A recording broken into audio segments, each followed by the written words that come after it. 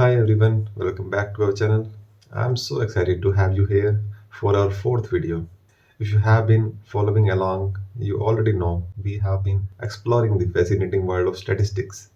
But today we are going to dive into something that's at the very heart of statistics, that is probability. You flip a coin, what are the chances it lands on heads?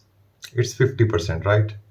Well, that's probability. Simply put, probability is the measure of how likely something is to happen. In mathematics, we usually express probability as a fraction, decimal, or percentage. For example, the probability of getting heads when flipping a coin is written as zero point 0.5 or 50%. Easy, right? Probability helps us make sense of the world when there is uncertainty. From weather forecast to games, from decision making to science experiments, probability is everywhere. Statistics is all about analyzing data to find patterns and make predictions, but data isn't always certain. That's where probability comes in.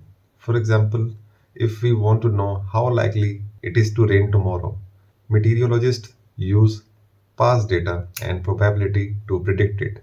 Probability provides the tools we need to deal with randomness and uncertainty in the data. Alright, let's go over some key terms in probability. Number one, experiment. Any process where the outcome is uncertain. For example, rolling a die. Number two, outcome. A possible result of the experiment. Rolling a 4 on the die is one outcome.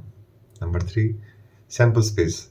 The set of all possible outcomes for a die. That's 1, 2, 3, 4, 5, 6. Number four, event. A specific set of outcomes we are interested in. For example, rolling an even number. Let's calculate a probability together. If we roll a die, what's the probability of rolling an even number?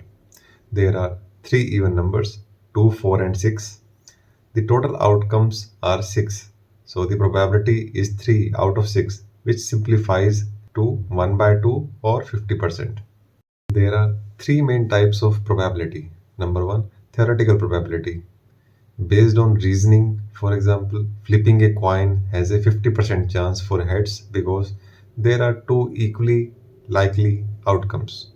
Number two, experimental probability.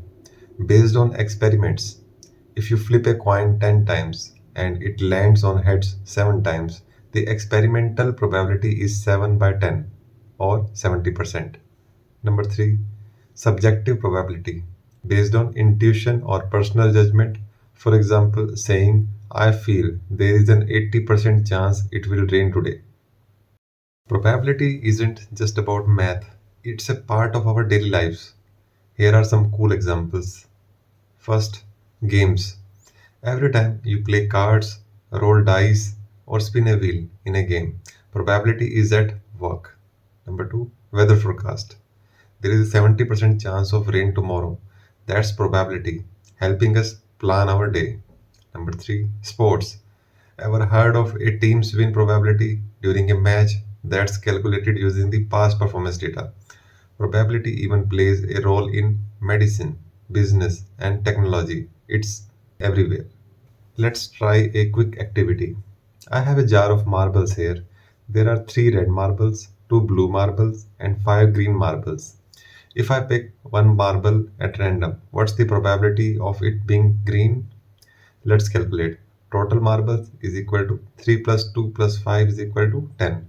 Green marbles equal to 5. The probability is 5 out of 10, which simplifies to 1 by 2 or 50%. How cool is that? Try this with your own items at home.